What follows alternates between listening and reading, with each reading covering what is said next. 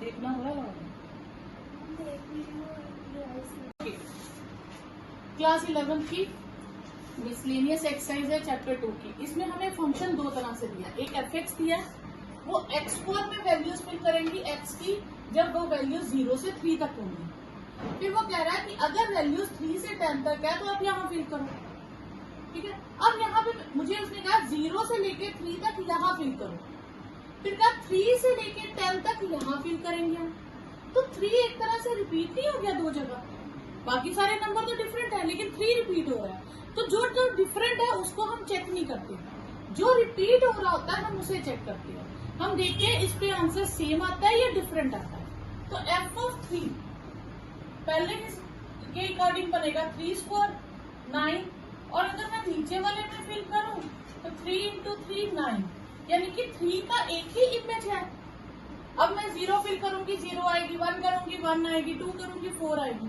3 पे सेम था, अब मैंने 3 दोनों जगह फिल किया तब भी ये सेम आई इमेज, यानी कि एक एलिमेंट की एक से ज्यादा इमेजेस नहीं है, सबकी डिफरेंट इमेज है। तो therefore F is a each function each X belonging to, या आप कह लो कहां से कहां तक 0 से 10 तक, ठीक है। Each X belonging this has unique image, therefore fx is a function,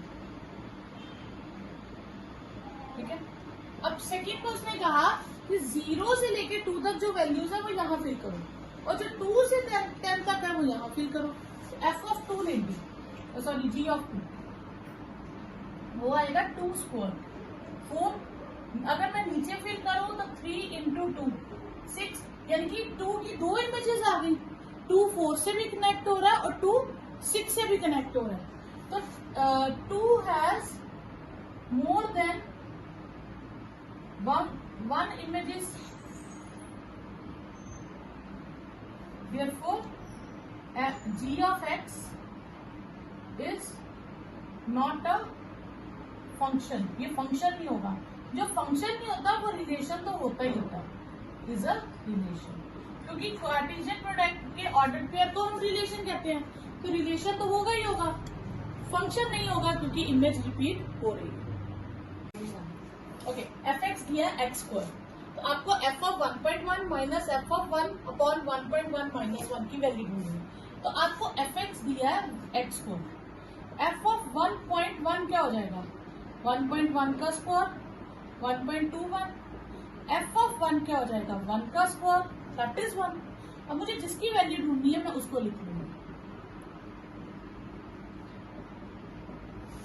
ठीक है। ये आ जाएगा 1.21, इसका आंसर 1 और 0.1, ये आ गया 0.21 अपॉन 0.1, 21/100 इंटू 1/10, ये 10 ऊपर आ जाएगा आपके पास, 21/10, तो that is 2.1। Find the domain of function. तो डोमेन के मैंने आपको बहुत सारे क्वेश्चंस करवाए हैं, इसकी एक्स्ट्रा वीडियो है, ठीक है। तो डोमेन ऑफ फंक्शन के लिए हम क्या करते हैं, हम क्रिटिकल पॉइंट फाइंड करते हैं। तो क्रिटिकल पॉइंट में हम देखते हैं रूट है नहीं है, डिनोमिनेटर है, फिर हम उसको लिखेंगे, ठीक है। तो for critical point x square minus 8x plus 12 should be 0, x square 6 minus 2 इसके मिडिल टर्म स्प्लिट करके फैक्टर बनेंगे, ठीक है।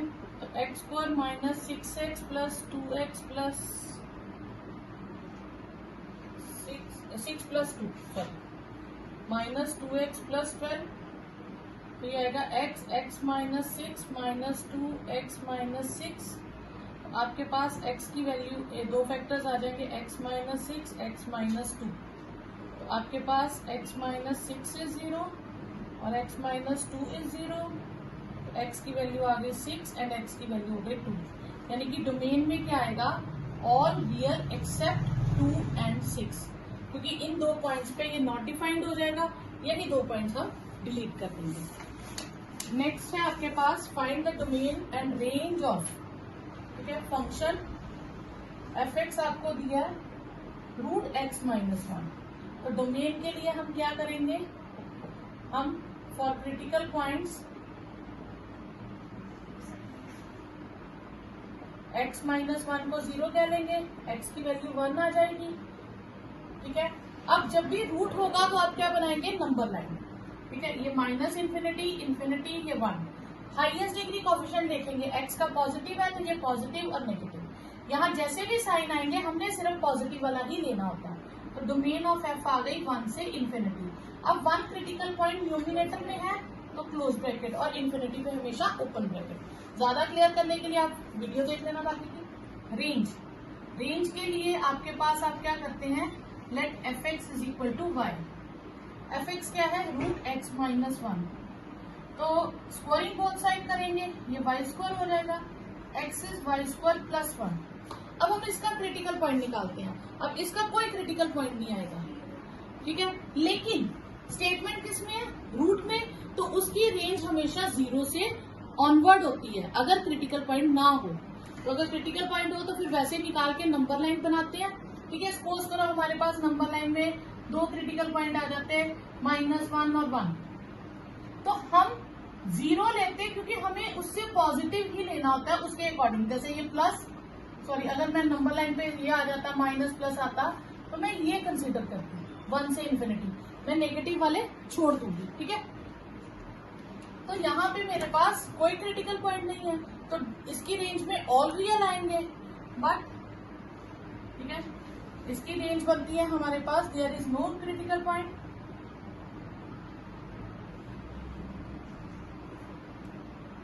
बट रूट x माइनस 1 हमेशा पॉजिटिव होता है, तो देयरफॉर रेंज ऑफ f क्या आ जाएगी, 0 से इन्फिनिटी और 0 पे क्लोज ब्रैकेट आएगी। ठीक है, ओके। अब 5th क्वेश्चन है, इसमें हमें डोमेन रेंज फाइंड करनी है। तो fx क्या दिया, mod x minus 1। Modulus function में ना तो इसमें रूट है ना इसमें डिनोमिनेटर है, तो इसकी डोमेन क्या होगी, ऑल रियल। ठीक है, रेंज के लिए मॉडुलस का हमेशा मॉडुलस का आंसर क्या होता है, हमेशा पॉजिटिव होता है, कभी नेगेटिव आएगा ही नहीं। तो आंसर अगर पॉजिटिव होगा तो आंसर को हम रेंज कहते हैं, तो रेंज हमेशा पॉजिटिव होगी 0 से इन्फिनिटी और 0 पे क्लोज ब्रैकेट आ जाएगा। ठीक है, इसका कोई सोल्यूशन नहीं होता, ये modulus is always positive number. अब स्टेटमेंट ऐसे दी हो तो हम ऐसे लिखते हैं जैसे f इज 2 3 लिखा हो, तो इसका मतलब है अगर मैं 2 फिल करूं तो 3 आंसर आएगा, इसको ऐसे लिखते हैं। तो अगर स्टेटमेंट आपको इस तरह से दे दे तो कंफ्यूज नहीं होना, यानी कि fx सोल्यूशन में fx क्या हो जाएगा, x² अपॉन 1 प्लस x²। ठीक है, बच्चे यहाँ कंफ्यूज हो जाते हैं, ये हमें समझ नहीं आया। तो आप कभी भी देखो, आपको ऑर्डर पेयर में ऐसे लिखा होता है 1 2 2 3 ऐसे लिखे हो, तो इसका मतलब क्या होता है, 1 डोमेन है और 2 रेंज है, 2 डोमेन है तो 3 रेंज है।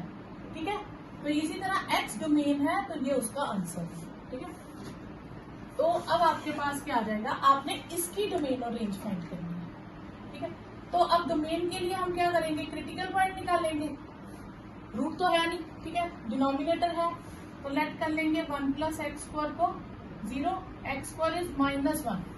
ये तो पॉसिबल ही नहीं है, नॉट पॉसिबल। अगर ये पॉसिबल नहीं है तो इसका मतलब इसका कोई क्रिटिकल पॉइंट नहीं है। जब क्रिटिकल पॉइंट नहीं है, नो क्रिटिकल पॉइंट, तो इससे हमें कोई भी पॉइंट ऐसा नहीं है जो रियल नंबर से रिजेक्ट करना पड़े। तो डोमेन क्या आ जाएगी, ऑल रियल। तो रेंज के लिए हम क्या करेंगे, हम लेट कर लेंगे fx is equal to Y, x² upon 1 plus x² is equal to Y, x² y यहाँ 1 plus x² y plus y x²। अब x² वाली टर्म्स एक तरफ कर लेंगे, x² minus y x² is equal to Y, x² common ले लेंगे, 1 minus y is y, तो x² आ जाएगा y अपॉन 1 माइनस y और x आ जाएगा root y upon 1 minus y। ठीक है, क्लियर। अब इसका हमें क्या निकालना है, रेंज। रेंज के लिए हम सेम वही स्टेप करते हैं। तो फॉर क्रिटिकल पॉइंट्स अगर रूट ना हो तो सिर्फ डिनोमिनेटर को 0 लेट करते हैं, रूट हो तो जितनी भी टर्म्स है सबको लेते हैं। तो y is equal to 0, 1 minus y is equal to 0, y is equal to 1। दो क्रिटिकल पॉइंट आ गए और रूट के केस में हम नंबर लाइन बनाते हैं 0 और 1। हाईएस्ट डिग्री कोएफिशिएंट ऊपर पॉजिटिव नीचे नेगेटिव, तो plus minus minus plus minus. ठीक है, तो आपके पास रेंज ऑफ एफ क्या आ जाएगी 0 से 1। 0 जो क्रिटिकल पॉइंट था वो न्यूमिनेटर का था, क्लोज ब्रैकेट आएगी, 1 डिनोमिनेटर का था, ओपन ब्रैकेट आएगी। तो ये आपका आंसर हो जाएगा। If f and g are two functions, f x दिया है x+1 और जी एक्स आपको गिवन है 2x माइनस 3। कहते हैं एफ ऑफ जी ढूंढो, f plus g of x ढूंढेंगे, तो ये होगा F x plus g x. ठीक है, एफ एक्स को क्या लिख देंगे x+1 और ये हो जाएगा 2x माइनस 3, तो ये हो गया 3x माइनस 2। फिर f minus G of x ढूंढो, तो वो होगा F X minus G X, x+1 minus 2x minus 3, तो x+1 माइनस 2x प्लस 3, तो आंसर आ जाएगा माइनस x प्लस 4।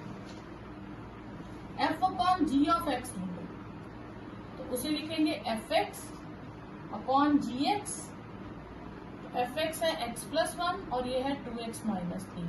अब डिनोमिनेटर शुड नॉट बी 0, तो हम लिखेंगे ऑल रियल एक्सेप्ट 3/2। इसको 0 लेट करेंगे तो आंसर x का कितना आएगा 3/2।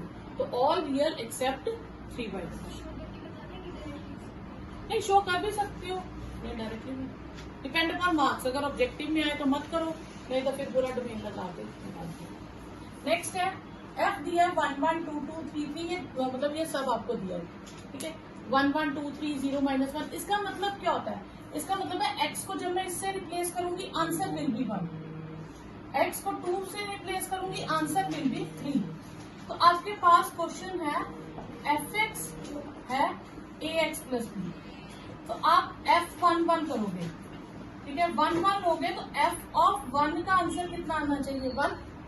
तो यानी कि आप x को 1 से रिप्लेस करोगे तो आंसर विल बी 1। इक्वेशन आ गई a plus b is equal to 1। ये फर्स्ट इक्वेशन हो गई। ठीक है, ओके। अब इसकी सेकेंड इक्वेशन 2 विद 3 है, f ऑफ 2 इज 3। इस बार मैं x को किससे रिप्लेस करूंगी 2 से, a into 2 plus b is 3, twice a plus b is 3। इसे मान लूंगी सेकेंड इक्वेशन। तो 10th में हम लीनियर इक्वेशन करते थे 2 वेरिएबल, उसकी हेल्प से एलिमिनेशन से हम ये b कट गए, minus a is minus 2, a की वैल्यू 2 आ गई। तो हमारे पास है a plus b is equal to 1, 2 plus b is equal to 1, b is equal to 1 minus 2 that is minus 1। तो आपके पास a आ गया 2 और b आ गया माइनस 1। ये आंसर है। नेक्स्ट क्वेश्चन है R be a relation from n to n, n mean natural number से natural number तक, और लेने किस तरह के ऑर्डर पेयर है a will be b square, यानी कि फर्स्ट नंबर अपने जिससे उसने कनेक्ट होना उसका स्कोर होगा। जैसे 1 किससे कनेक्ट होगा 1 से, क्योंकि 1 1 का स्कोर होता है। 2 किसी से कनेक्ट नहीं होगा क्योंकि 2 किसी का भी स्कोर नहीं होता इन नेचुरल नंबर। ठीक है, 3 भी किसी का स्कोर नहीं होता। 4 किसका स्कोर होता है 2 का, तो 4 किससे कनेक्ट होगा 2 से। तो मतलब रिलेशन में आ जाएगा ये 1 है तो ये उसका स्कोर, अगर 2 लूंगी तो उसका स्कोर 4, 3 लूंगी तो उसका स्कोर 9, 4 लूंगी तो उसका स्कोर 16 है। ठीक है, क्लियर? तो ये आ गया। इसी तरह सो ऑन चलता रहेगा, क्योंकि नेचुरल नंबर इनफाइनाइट है तो ये भी इनफाइनाइट है। अब उसमें क्या रहा है कि जितने भी a n में है, a मतलब जितने भी एलिमेंट n में थे वो क्या अपने नंबर से कनेक्ट हुए। उसमें क्या है, वो कह रहा है जितने भी a n में है ये दोनों सेम आते हैं। क्या ये दोनों, चलो यहाँ सेम आए, क्या यहाँ सेम आए नहीं, यहाँ सेम आए नहीं, यहाँ सेम आए नहीं। वो कह रहा है जितने भी एलिमेंट है सब खुद से कनेक्ट होते हैं। तो क्या ये ट्रू कह रहा है, इट इज फॉल्स। ठीक है, तो ए पहला पार्ट आ जाएगा इट इज फॉल्स। तो फॉल्स क्यों है, इसका रीजन क्या लिखेंगे, तो हम कह देंगे कि 2a का मेंबर 2 नेचुरल नंबर है, बट 2 तो हमें कहीं भी नहीं दिखा आर में। हमने कोई एक एग्जांपल दे देते, 3 दे सकते हो, 3 भी नहीं है, 4 भी नहीं है, कोई भी नहीं है, सिर्फ 1 है। उसने कहा सबके लिए है, तो सबके लिए नहीं। सेकंड कह रहे कोई एक रिलेशन ले लो, तो मैं कोई एक उठा लेती हूँ, सपोज करो मैं 4 2 उठा लेती हूँ, तो कह रहा है उसका रिवर्स भी होगा। 4 2 का रिवर्स क्या बनेगा, 2 4। तो 2 4 से थोड़ा कनेक्ट हुआ, 2 तो किसी से कनेक्ट ही नहीं होगा, क्योंकि 2 किसी का स्क्वायर नहीं होता। तो हम कहेंगे it is also false. Reason कि 4 और 2 तो आर में है, बट 2 4 आर में नहीं है। ठीक है, इसका आप ये भी रीजन दे सकते हो कि 4 तो 2 का स्क्वायर होता है, बट 2 4 का स्क्वायर नहीं होता। थर्ड में कहता है कि आप कनेक्ट करो कि कोई टर्म बनती है, तो अब ये मुझे यहां से पता चल रहा है ये थोड़ा सा कनेक्ट हो रहा है, 4 कॉमन है ना इनमें। उसने कहा कि ए बी से कनेक्ट हो रहा है, बी सी से कनेक्ट हो रहा है, तो मैंने और तो क्या ए सी से कनेक्ट होगा, ये भी फॉल्स है। क्यों, देखो 16 4 बिलोंग्स टू आर, क्यों, क्योंकि 16 4 का स्क्वायर होता है। फिर 4 2 बिलोंग्स टू आर, क्यों, क्योंकि 4 2 का स्क्वायर होता है। बट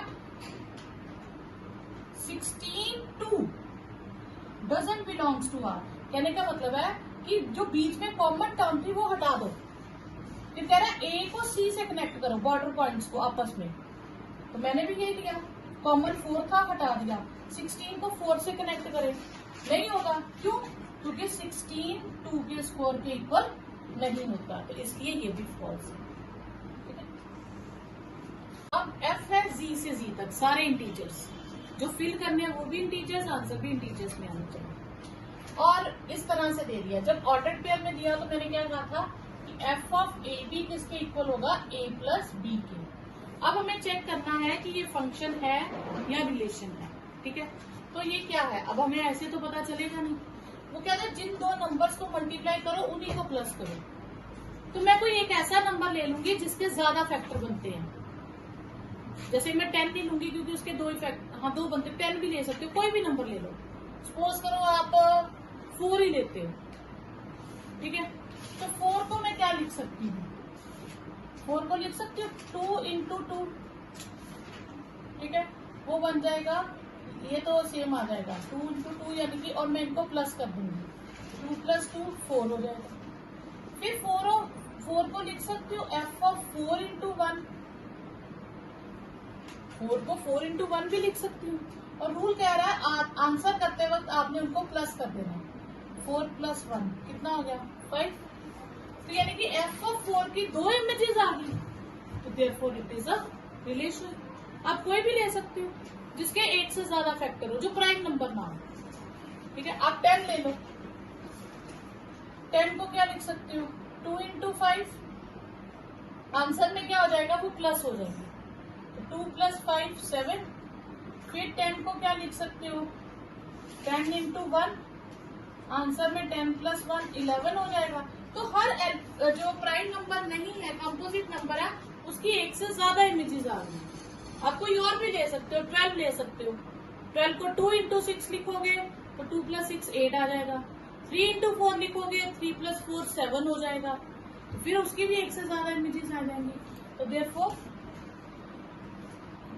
कोई एक एग्जांपल दे देना, चाहे ये दे दो चाहे ये। Therefore 4 has more than 1 images, therefore it is a relation।